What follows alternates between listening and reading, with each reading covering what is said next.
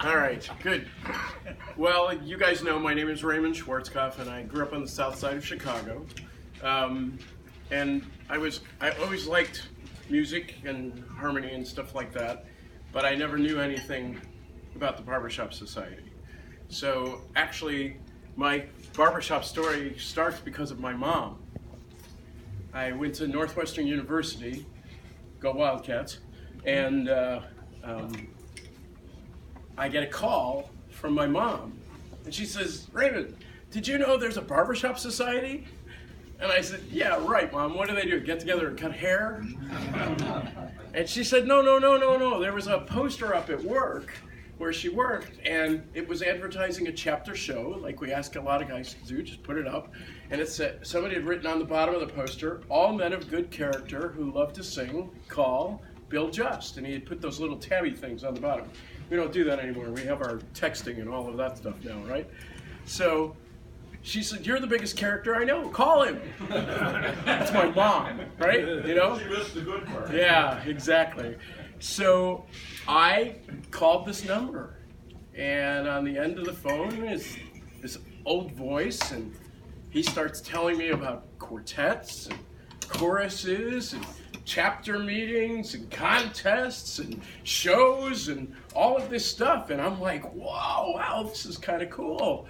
Is there any of that going on in Chicago?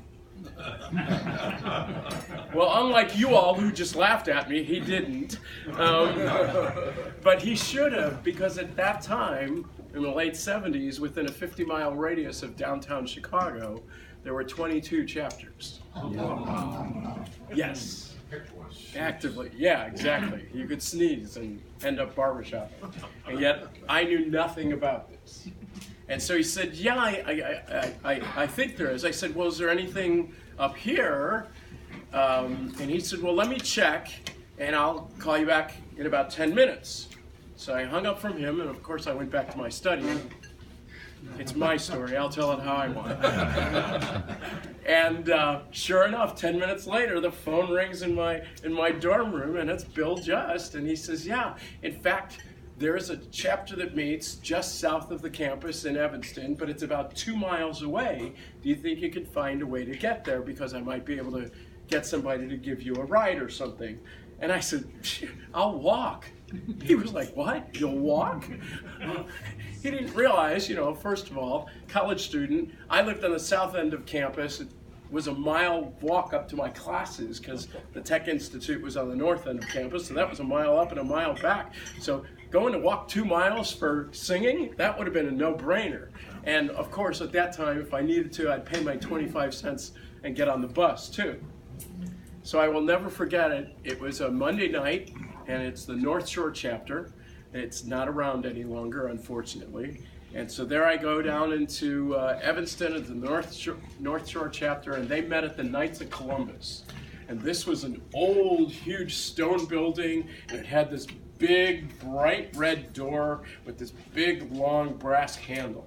And the reason I tell you that is not because I'm trying to be Dostoevsky. It's because it adds to the story. As I grabbed for this thing, it just went, did the whole creaking thing open.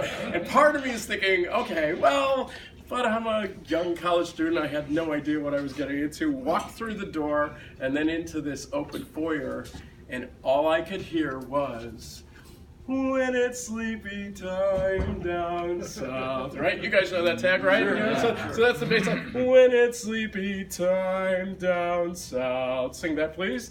When it's sleepy time down south. Good. And the baritone part goes, "When it's sleepy time." No, sorry, that's the lead. "When it's sleepy time down south." Sing that one. When it's sleepy time down south. Good. And then the baritone. "When it's sleepy, when it's sleepy time." And you gotta do that with your shoulder, right? "When it's sleepy time down south." Sing that one. When it's sleepy time down south. When it's sleepy time. Same note. Down south. Sing that one. When it's sleepy time down south. Good. And then the tenor part. part goes, when it's sleepy time down south. Here you go. When it's sleepy time down south. Put them all together. When it starts in unison. When it's sleepy time down south. And that was the first sound I ever heard. There were about 35 guys there singing Barbershop, and I was hooked. And all I did over the years is I kept showing up. And I walked in and they said, hey, you know music? And I said, well, yeah. They said, what part do you sing? I said, I don't know. They said, you're a tenor. I said, okay. Handed me some music, and I was awful. It was terrible. I knew music. I played most of my life since I was 4 years old and sung and all that stuff. I didn't know anything about tuning. I didn't even know there was such a thing as, laying into a chord. And these guys, to their credit, they never treated me like a kid. That was the first thing. They treated me like an adult, or at least what I thought they were treating me like was an adult. And they always took me under their wing and started making things happen. And in fact, one of my favorite things was that Roy Frisbee, you might know the name, the Elastic Four. Roy and his wife Evelyn took me under their wing, and Roy and Evelyn used to come to the campus, pick me up, take me back to their house on Sunday afternoons, and I'd sit out there on their sun porch, and he would play me these albums, these old, heavy 78 platters of the Nighthawks. And the Elastic Four, of course, and so many amazing quartets. And I just sit there, and the chords are singing left and right, and up and down, and through and sideways. And Roy would just be sitting there with that cane, and he'd get that smile on his face. And I always knew that there was something really special about this. And so over the years, I just kept showing up. I'd go to contests. I remember that first year, one of the guys in the chapter said, you're a college student, what are you doing over the summer? I said, well, I have to work because I have to pay for school and stuff. He said, well, you should go to Harmony College, which was down in St. Joe, Missouri. And they figured out a way to make it happen, how to get us down there. There were about three other guys going, and I remember I had to come up with like 25 or 50 bucks. I can't remember what it was. It was ridiculous, and I had no idea. I think back then it cost $150 to go. And they drove me down there. It was incredible to have a week long of this and meet people like Earl Moon and Bill Myers. And it was just crazy. I mean, I got to meet Freddie King. You heard the Oriole Four singing. It was like insane. And I knew nothing of who any of these people were. And just like yourselves, I've had over the years great friends that I've gotten to know just because of this thing called Barbershop.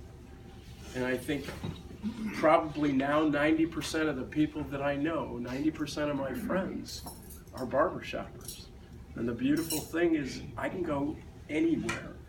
And I've been fortunate enough to be able to do that. Now with judging and coaching, as you know, Judd, and it's like incredible the caliber of people that you get to meet and the joy that you have and the brotherhood and the friendships, to be able to know that regardless of what happens, the love that's there because of our love of music and our sharing. And so over the years, the tag to this story is this: I never got to meet Bill Just, because 6 months after I joined the society, he passed away. And so now, whenever I hear a chord ring, and I hear that wonderful overtone, I know that it's Bill just saying, they're doing it right, Raymond. So that's my barbershop story. Thank you for letting me share.